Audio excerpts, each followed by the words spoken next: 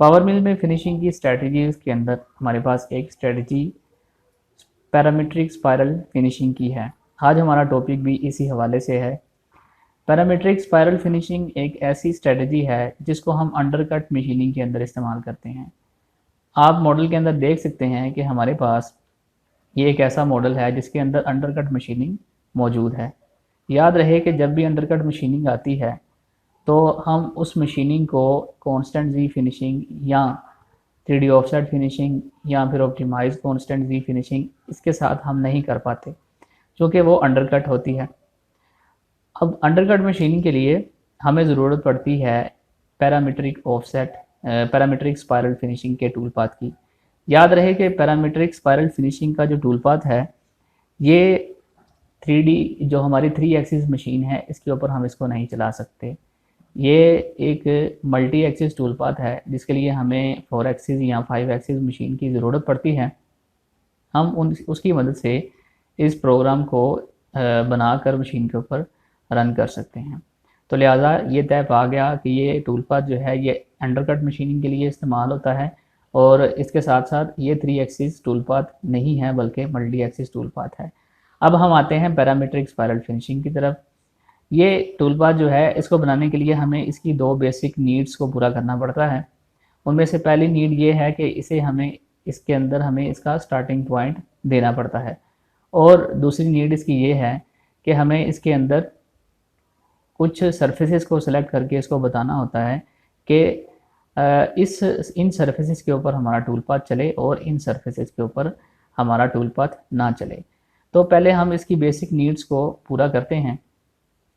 तो basic needs इसकी चूँकि हमने इसका पहले स्टार्टिंग पॉइंट देना है तो उसके लिए हमें पैटर्न्स के अंदर आकर एक पैटर्न जो है वो उसको क्रिएट करना पड़ेगा और ये पैटर्न क्रिएट हुआ कर्व एडिटर के अंदर आकर हम यहाँ पर स्टार्टिंग पॉइंट इसका जो है उसको मार्क करना चाहते हैं। तो कर्व के अंदर आकर क्रिएट के अंदर आकर पॉइंट सेलेक्ट करेंगे और हमारा जहाँ पर वर्क प्लेन पड़ा है हम वहाँ पर एक पॉइंट क्रिएट कर देंगे या आप अपनी मर्ज़ी से जहाँ भी पॉइंट क्रिएट करें और इसको बताएंगे ये तुम्हारा जो है स्टार्टिंग पॉइंट है। तो ये देखें कि हमने पॉइंट लगाकर पैटर्न के अंदर इसके स्टार्टिंग पॉइंट को जो है वो मार्क किया है। तो हमारी इसकी जो फर्स्ट नीड है वो पूरी हो गई है। अब इसकी जो सेकंड नीड है वो है सरफेसेस का इंतखाब कि किन सरफेसेस के ऊपर हमारा टूल पाथ चले और किन पर ना चले।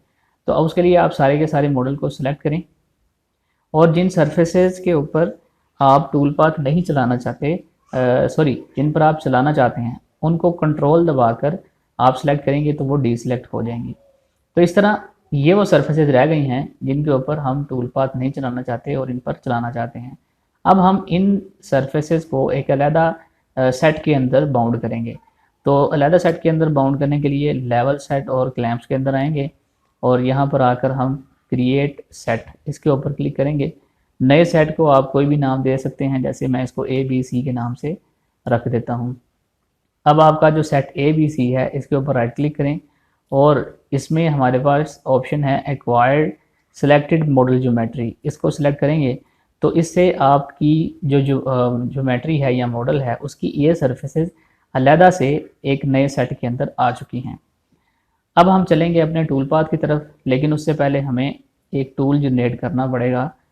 तो जो कि मेरे पास टूल है वो है बोलनोस 10 mm का और इसके मैंने अंदर शैंक ऐड किया। होल्डर अगर इसमें ऐड करना चाहते हैं आप अपनी मर्ज़ी से होल्डर भी ऐड कर दें। तो ये इस तरह से मैंने एक टूल पाथ जो टूल है वो बना लिया है। अब इसके बाद इसका अगर ब्लॉक कैलकुलेट नहीं हुआ तो उसको आप कैलकुलेट कर लें क्योंकि उसके बगैर टूल पाथ जनरेट नहीं होगा। अब हम आएंगे टूल पाथ्स के अंदर, फिनिशिंग के अंदर आकर हमारे पास पैरामीट्रिक स्पाइरल फिनिशिंग का जो टूल पाथ है इसको सिलेक्ट करें और ओके कर दें। अब ये देखें कि यहाँ पर जो जो मैंने आपको बताई थी इसकी बेसिक नीड्स, जैसे इसकी सेंट्रल कर्व है। अब इसकी सेंट्रल कर्व की जगह मैंने जो पैटर्न बनाया है, जो यहाँ इसका एक स्टार्टिंग पॉइंट है वो आप पैटर्न 1 सेलेक्ट करें। अब आउटर लिमिट है यानी कहाँ से लेके कहाँ तक हम अपना टूल पाथ चलाना चाहते हैं। तो आउटर लिमिट के अंदर जो मैंने सेट बनाया है आप उसको सेलेक्ट करें। अब ये आपका अंडरकट एंगल है यानी आपका ये जो एंगल है, ये अगर हम इसको ऐसे ड्रा करें तो इस तरह इसके ये एंगल को हम अंडरकट एंगल कहते हैं। तो इसको आप, मैंने 15 डिग्री रखा है, तो जैसे ही अगर आपके अंडरकट का एंगल ज़्यादा हो तो आप उसको ज़्यादा कर सकते हैं। 15 मिनिमम है, उससे ज़्यादा आप जितना रखना चाहें इसको रख सकते हैं। डायरेक्शन जो है वो फ्रॉम सेंटर है, यानी सेंटर से स्टार्ट हो और आगे की तरफ बढ़ता जाए। उसके बाद जो डायरेक्शन 2 है, टुवर्ड्स सेंटर, ये ऑप्शन हम तब इस्तेमाल करते हैं, अभी तो ये हमारा जो अंडरकट है ये बॉस की शक्ल में है। अगर ये कैविटी की शक्ल में हो तो हम तब ये ऑप्शन इस्तेमाल करते हैं टुवर्ड सेंटर।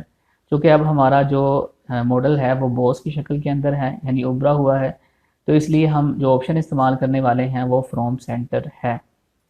थिकनेस फिनिशिंग के अंदर अगर आप छोड़ना चाहें तो आप छोड़ सकते हैं।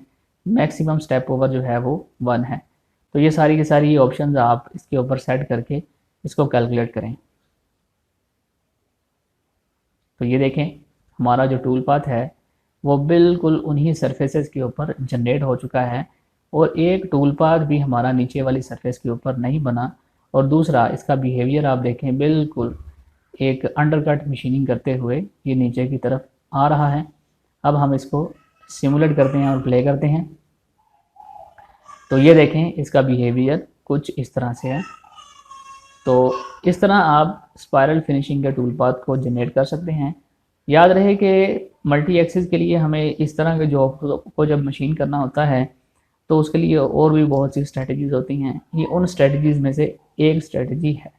तो आने वाले लेक्चर्स के अंदर हम जो कमिंग स्ट्रेटजीज़ हैं वो हमारी 5 एक्सिस के ऊपर भी हो सकती हैं, और इसके साथ साथ 3 एक्सिस और 4 एक्सिस के ऊपर।